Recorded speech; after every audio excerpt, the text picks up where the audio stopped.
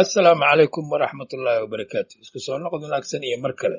Waa channelkii aad ugu barateen qisooyinka taxanaha ee jacaylka ah, xigmadaha maadda iyo madadaalada. Waxaa inoo socday qisadii la magac baxday jacaylkii foorida. Qaybtiisii saddexaad ee sheekada jacaylka foorida waxay inoo maraysay Saadaq maalintii labaad kolkii uu canab waayey. Inta uu fasalkii mugdi la noqday, inta uu fasax soo qaatay xaafadda iska soo aaday. Hooyadiisna ay aad uga naxday xanuunkiisa, maadaama uu u sheegay inuu xanuunsan yahay, balse xanuun ka weyne waxa hayay ay ahayd jacayl.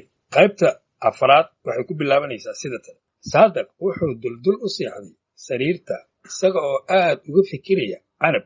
Saadaq hooyadiina waxa ay aad uga walwalsan tahay caafimaadka wiilkeeda. Waxay ugu soo gashay qolkiisa. Hooyo Faadumo ayaa ku tiri, sidee lagu hayaa? Intee lagaga badan yahay? Iyada oo madaxa ka taabanaysa oo sariir dhinac uga sii fadhiisanaysa. Hooyo, waa iska fiicanahay, xoogoo madaxa iska kaya xanuunayo. Waxaan u malaynayaa inuu akhriska iga batay. Waan iska fiicnaanaa hooyo, waxba ha iga murgin. Hooyo Faadumo ayaa waxay ku tiri, hadda kiniini madax xanuun ah ilmaha ma kuugu diraa? Saadaq ayaa wuxuu yidhi, iska dhaaf hooyo, ha isku wareerinin, waan iska caafimaadayaa. Saadaq waxa haya jacayl aan xitaa laga warhaynin. Labadii maalmood ee uu arki waayey canab waxa ay la noqotay sanad oo kale. Waxaa la soo dirsay murug iyo fikir xaddaaf ah. Jacaylku waa uu xanuun badan yahay kolka uu sidan oo kale kuu soo weeraro. Subaxii xigay oo ahaa subaxii saddexaad ayuu soo aaday iskuulka isagoo ay hooyadii dhahayso, maad iska joogtid shalay ilaa xalay afkaada wax raashiin ah ma aadan saarin. Iska joog wiilkaygiiba. Saadaq ayaa wuxuu yidhi, hooyo, casharro ayaa i dhaafaya, marka dhib ma lahan, iskuulka ayaad break timeka ka quraacanayaa. Saadaq waxa uu soo aaday iskuulka isaga oo qalbiga iska dhahayo, haddii aad maanta le canab indhaha saari lahayd way kuu dhacan lahayd. Wuxuu socdaba markii uu iskuulka u sii dhowaa ayuu kor ka arkay gabar sii laafyoonaysa oo si xarrago leh u socota. Waxay u socodakayd canab, balse wuxuu niyaddii iska dhahayay, talow ma canab baa mise waa mid u eg. Markii uu ku soo dhowaaday ayuu hal mar farxad ka dareemay qalbiga. Kadib markii uu xaqiiqsaday inay canab tahay, wuu soo tallaabo dheereeyey si uu uga daba yimaado. Mar kasta uu ku sii dhowaadaba waxa aad u sii garaacmayay wadnaha, oo uu isaga xitaa ka dareemi karay garaaca wadnihiisa gudihiisa. Wuxuu soo gaaray oo uu la soo simay canab oo sidii goray haldhaa ah u laafyoonaysa. Wuxuuna yidhi, canab, subax wanaagsan. Canab ayaa soo jalleecday dhanka Saadaq si qurux badan, waxayna tidhi, wacan oo wanaagsan Saadaq. Saadaq ayaa wuxuu yidhi, abbaayo, maalmahan miyaad xanuunsatay mise arrimo kale ayaa jiray? Canab waxay tidhi, haa abboowe, waan xanuunsaday. Malaariyo iyo hergab baa isu kay tegey, laakiin cid iga naxayso oo i tabtay ma jirto sida aan filayo. Ereyadii canab waxay welwel iyo xanuun ku sii beereen qalbiga Saadaq. Hal mar ayuu dareemay olol ka baxaya laabtiisa, maxaa yeelay waxa uu soo xasuustay sida uu uga murgay maqnaanshaheedii labada maalmood oo uu xitaa awoodi waayey inuu qaato xisooyinkiisa. Ayna la soo darastay madax xanuun, fikir joogto ah iyo inuu isaga qudhiisu iyada darteed fasax ugu qaatay waxbarashadiisa. Laakiin canabtaasi kama aysan war haynin oo ma aysan ogaan karin, maxaa yeelay iyadu ma ahan uurkubaalle ama qofka ogaan kara arrin uusan goobjoog u ahayn.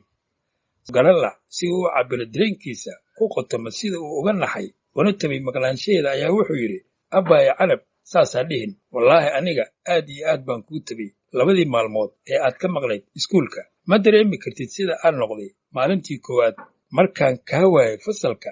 Aniga oo aanan ogayn sababta maqnaanshahaada ayaan fasax kaaga qaaday macallin Cabdiqaadir, macallinkii xisaabta, oo xitaa fasalka igula dhex kaftamay.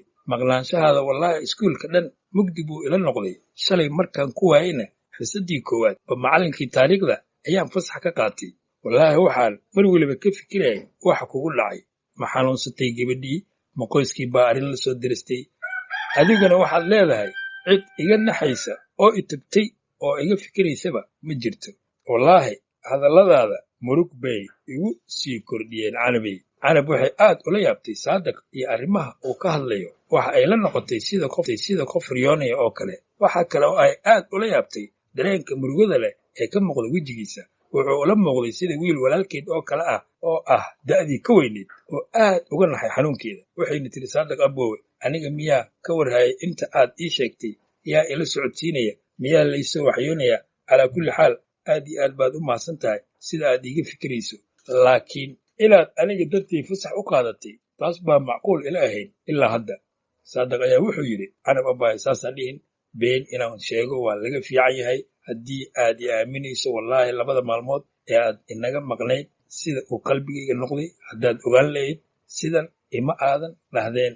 wax jira ilaah oo keliya unba og. maxaan kaaga sheegayaa wax aan jirin? waxaad tahay gabar walaashay ah, isku fasal baynu nahay, xusmad gaar ah baan ku hayaa. wallaahi canab iyo saadiq oo uu hadalka meeshaas u marayo ayaa soo gaaray meel aan ka fogeyn ganjeelka kore ee iskuulka. waxaa isla markiiba ka hor yimid ladan oo ka mid ahayd gabdhaha ugu firfircoon ee fasalka la dhiganayay.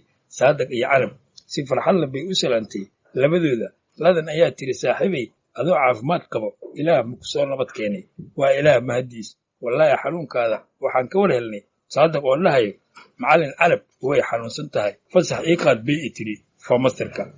shalayna haddana isagii oo dhahaya madaxa i xanuunayo oo fasax qaadanaa leen aragnay. waxaan is yidhi miyay isku daarteen xanuunka?